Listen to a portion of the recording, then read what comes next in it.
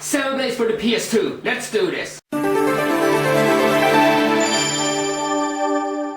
So anyway, through ICC Japan and Konami, we got this gem.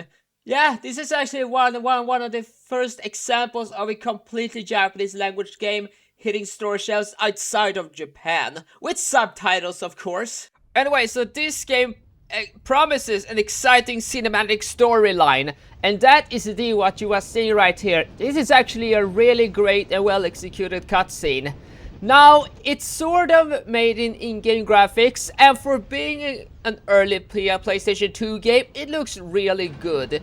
The animation works, the sound design is great, as well as just the composition of this cutscene itself. Anyway, just look at it. It's like a mix between cool and awesome. But guess what? The awesomeness doesn't stop there. Upon this cutscene being finished, you get to pick between a male and a female character. Just look at this artwork. You might be saying, hey, that looks kind of boring. Yes, it looks like a painting from old China, but what actually does happen in game, well, that image becomes an actual person. A quiet, cute, and adorable person, mind you.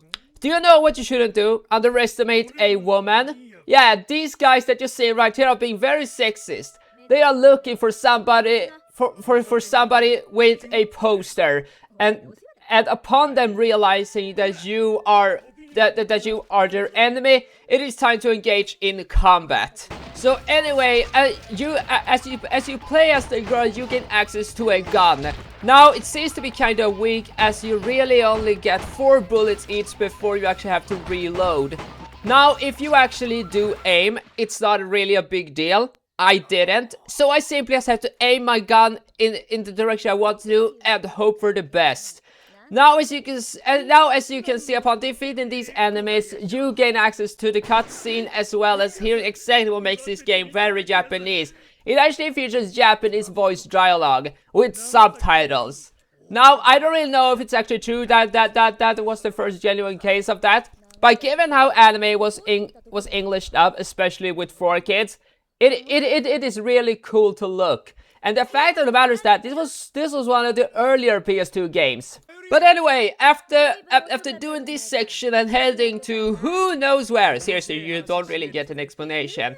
You end up with a dojo with a few others. Now, remember that guy I didn't pick? Well, that's the one that you actually encounter as of right now. Now, they are thankfully not sexist against each other. They are actually friends or worthwhile colleagues. Whatever they are not really antagonistic. So anyway, we have a guy right here, which I can only assume is their spy. But he has been followed by the opposition, like this, all of these ninjas right here. And now you have to basically clear the area. So yeah, that is basically the main game itself. It sort of plays like, you know, one of these corridor-based beat-em-ups. It's not really like that, but at the same time it is. It borrows elements from it. And yes, this was definitely meant to show the strength of the PS2. I mean, just look at all of these enemies. And there isn't necessarily that much slowdown to speak of. At least as far as I'm concerned. Now, the sound design itself is decent, the music itself is perfectly fine, and these enemies, they're making the usual grunts. Now, thankfully, there are subtitles for you to watch, so you aren't like completely lost. And even though I did say this looks decent, it is of course kind of dated. Now, what you are about to witness is something that's kind of dated as well, but at the same time, it makes sense. So, upon exiting this dojo, you are exposed to something which you can like or either not like. And it's just the sky. Now, it's nighttime, so you can excuse that, but just look at this draw distance. It is really, really low. Now, of course, this was just a practice used in very old video games, especially 3D ones, and that is to mask the lack of power in game consoles by just making everything be like a corridor.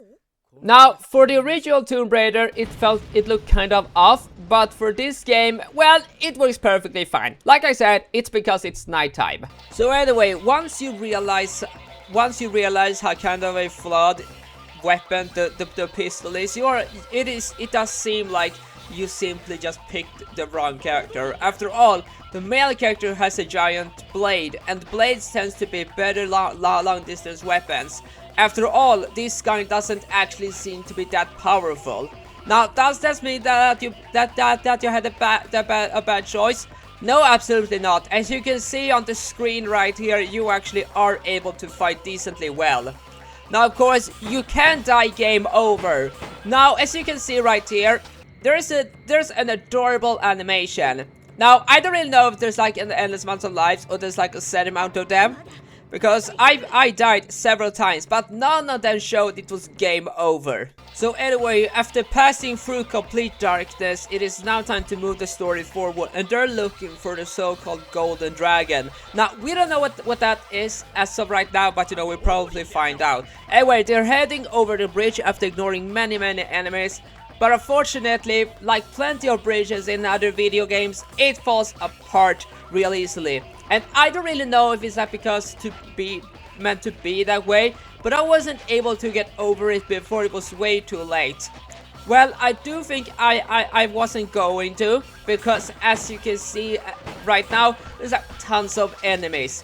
Now, at first I thought it was impossible because I died a couple of times, but it turns out there's actually an aiming function for the female character. And so because of that, I was eventually able to defeat all of them. Now, I was stuck here for a little while. I couldn't really understand until I finally saw that there was an upwards hill you could take to actually get back to the higher ground. So anyway, after following the compass and heading to the next part, it is now time to board a boat when they talk a bit more about the dragon, about a so-called dragon statue. But upon being on that boat, it all of a sudden sinks and they are transported to different locations. Now, the girl that you are playing as is transported to a weird dojo, and there she encounters some old friends. Now, remember those in the tutorial? Well, they are them. Now, it doesn't really seem that they are going to be sexist. They seem to have been affected by the same trap. And so, you will be co-oping with them and therefore get out of here. Ah, sunlight. You can finally see the clear blue sky. Now, of course, the color palette isn't that pretty. It's just kind of dry. It's kind of orange. But I can only assume it's set during autumn or perhaps even early spring, you know, before cleaning machines are out. So anyway, now I'm stuck in this very area that you are seeing right now. Or am I? Well, there are a few points of interest. And the biggest one is clearly meant to be this gate that you are seeing right in front of you. Now, at first it seems that I'm going to punch it, or am I going to? Well, it's not really clearly stated, because every time I did punch it, she has sort of hurt her hand. And it was at that moment when I realized, you know, I'm kind of stuck. I tried to go elsewhere, but that elsewhere just simply did not exist. You are stuck in a box, and it doesn't seem like, at least I wasn't able to get out. Anyway, I ran around in circles, but I realized I wasn't able to get out of there. So yeah, that's where I decided to stop this review. However, I will say this, based on the little I played, it does seem to have something that's going for it. First off, it's decent voice act, or well, it doesn't really feel like it's taken too seriously, and neither is it taken like a child's play. It's the perfect balance of seriousness mixed with some slight comedy. Alright, that's everything. See ya!